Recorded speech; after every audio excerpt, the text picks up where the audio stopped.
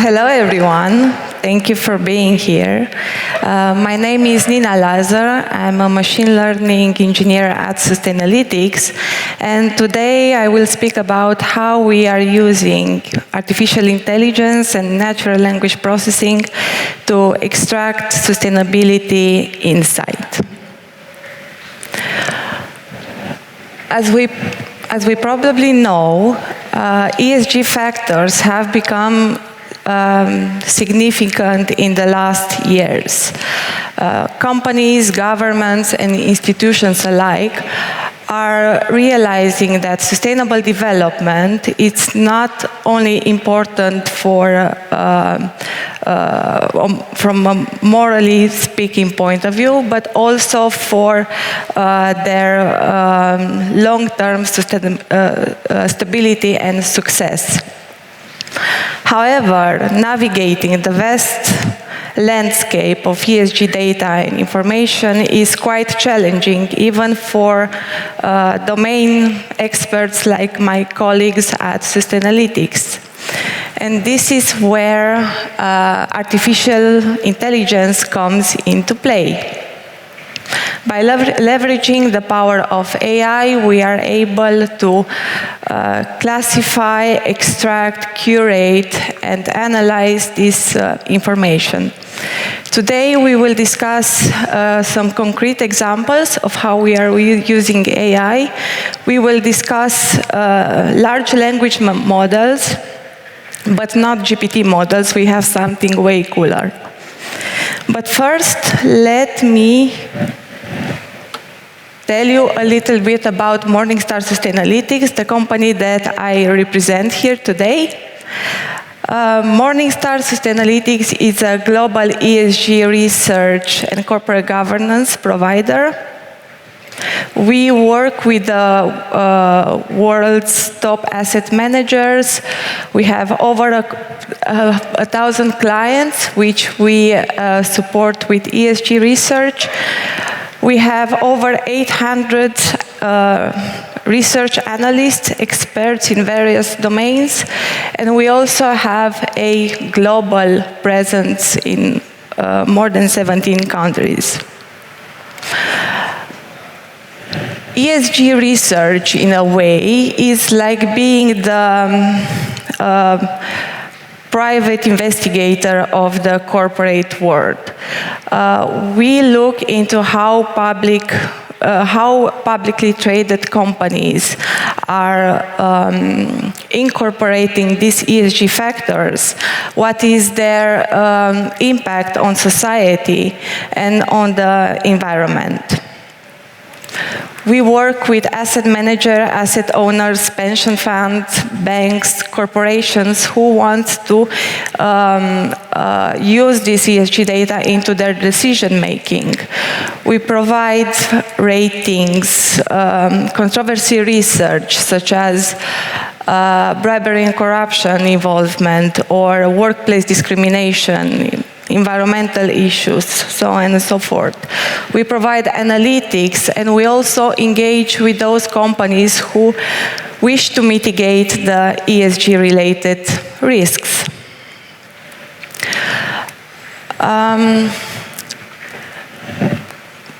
The challenge that we are trying to solve here today is quite simple.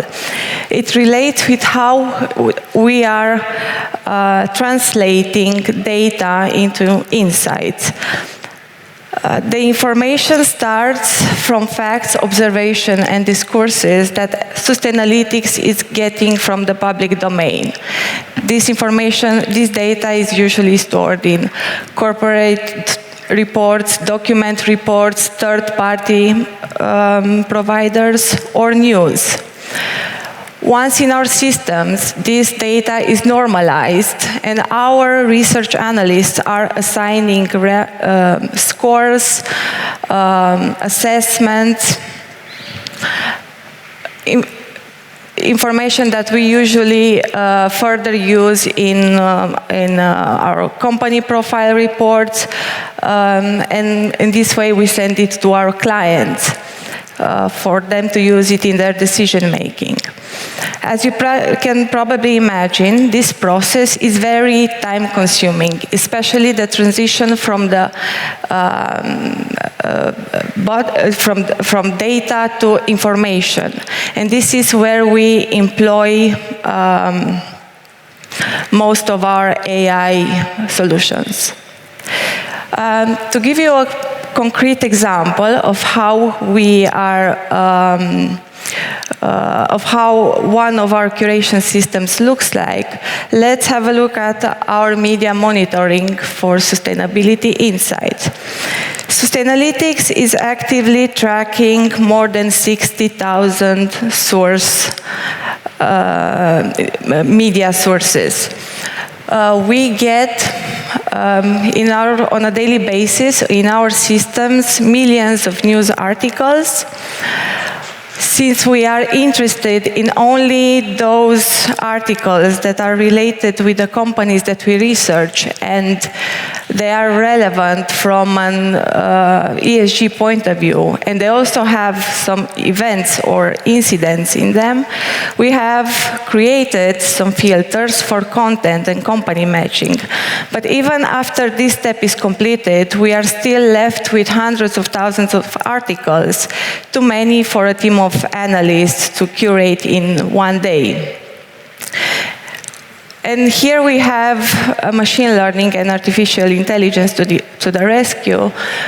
We have created models, classification models, to extract and keep only those news articles that are relevant for us. And in the end, from those millions of news that we get on a daily basis, we are left only with a couple of thousands. A reasonable amount that a team of analysts can curate. So in Sustainalytics, we are using natural language processing and artificial intelligence to create this curation system in order to increase our analytics capabilities. I'll give examples of a few of some of our most notable solutions that make the life of our analysts easier.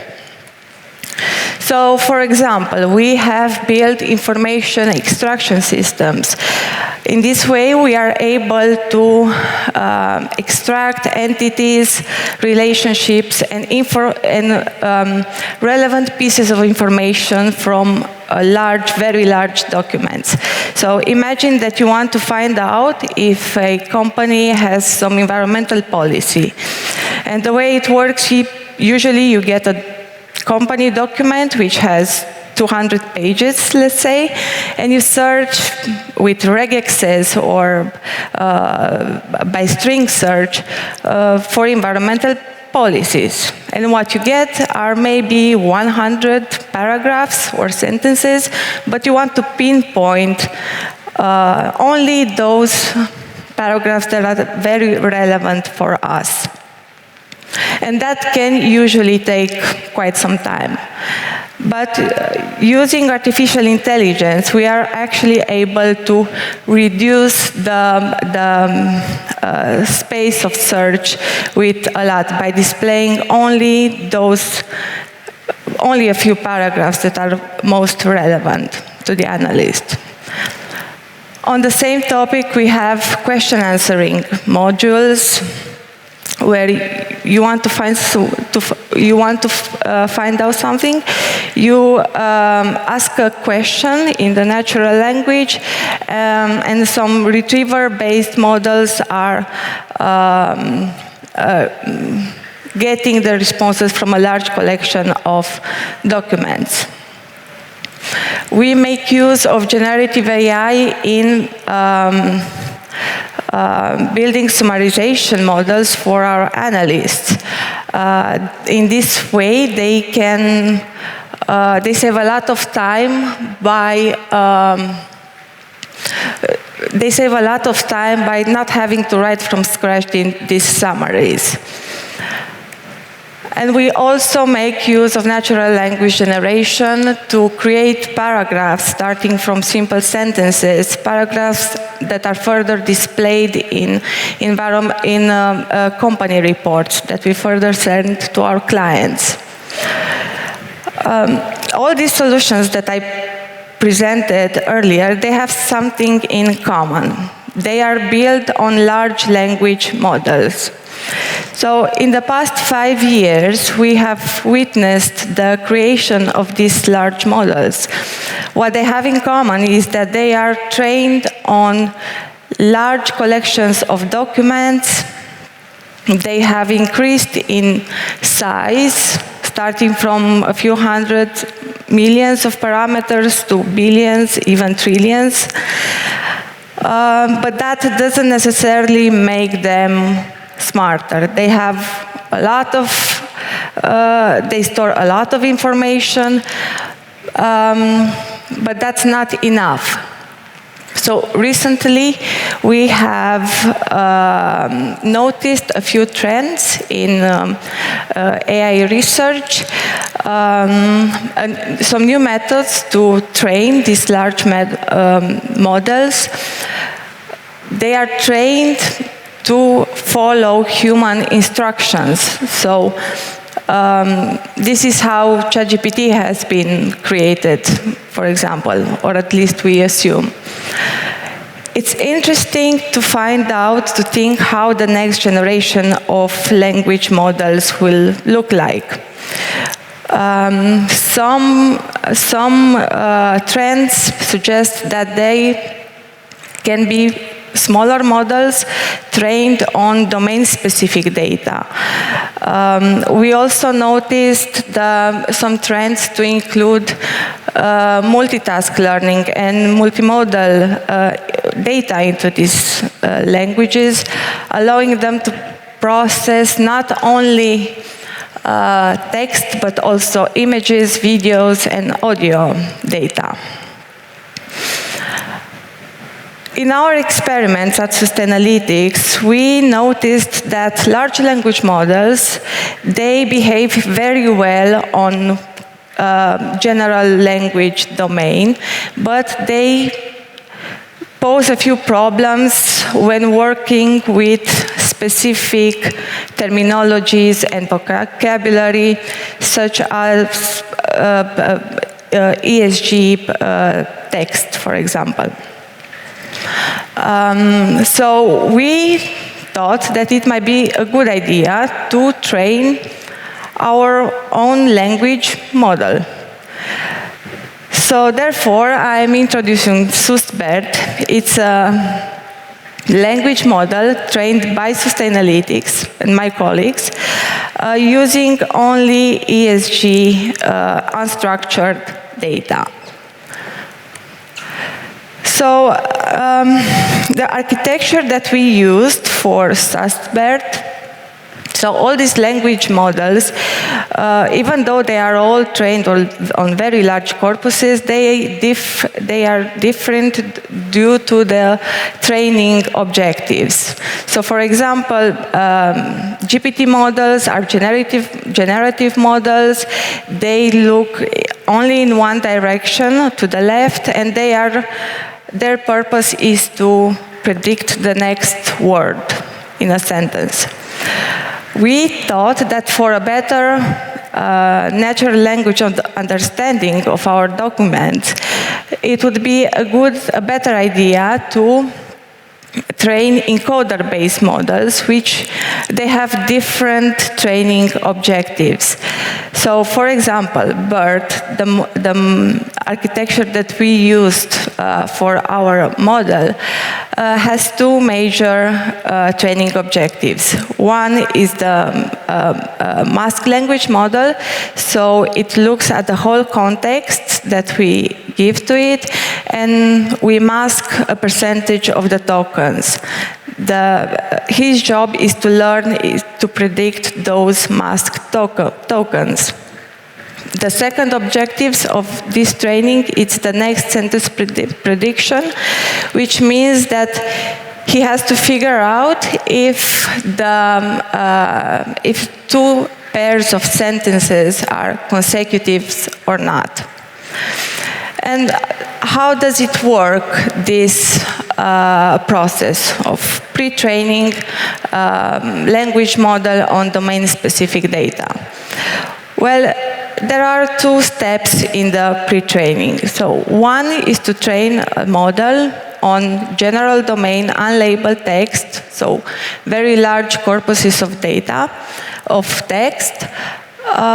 In this way, the model is able to gain some intricacies of the natural language, such as semantic aspects, context, vocabulary. We continue with training that large model on domain-specific data, in our case, ESG data. So here we trained this model on ESG news, ESG reports, company documents, data that we have in Sustainalytics and is created by Sustainalytics. The next step, when we want to use these models, we have two options. Either we use it via in-context learning. We need very large models for that, and it's not the case here. Or we fine-tune it for specific tasks with labeled data. And this is how we use SustBERT. In getting our data set, our purpose was to create a very large data set with ESG relevant text, text that we got from ESG news, ESG paragraphs, and company reports. We decided not to include Twitter data or social media data, as it is too noisy and it doesn't bring so much value for our purpose. In the end, we managed to get a data set of more than 87 million sentences, which amounts for almost 15 gigabytes of clean ESG text. The training was done using AWS infrastructure and SageMaker. It was trained on 8 NVIDIA A100 GPUs. It ran for 4 days, not including the failed experiments. And during training, we masked 15% of the tokens. So usually after we train such a model, we want to test it. And the common practice is to test these models on some benchmark. There are some benchmark data sets, and everybody is testing large language models on those data sets. But since there is no specific benchmark data set for ESG-related tests, we had to test this model internally. So one of the use cases is that we have built news classification engine that takes the news articles that the analysts are receiving, and it classifies them in 41 ESG-related tags, highly imbalanced. The model that we trained, SustBERT, so we got very good results with this compared with other similar models. This was unexpected for us. Okay, and we also noticed that it works very well for classes where we don't have that many examples. Yeah, so in summary, we have pre-trained a language model on ESG relevant documents. We built a classification model that predicts the tag of news articles with more than 85% accuracy. We learned that having a domain-adapted pre-training language model leads to considerably better results on ESG data and for ESG tasks. And we also have planned to further improve this model by pre-training with more additional data, such as methodologies, more ESG relevant data. And we intend to extend the use cases to question answering, fact checking, and text reconstructions.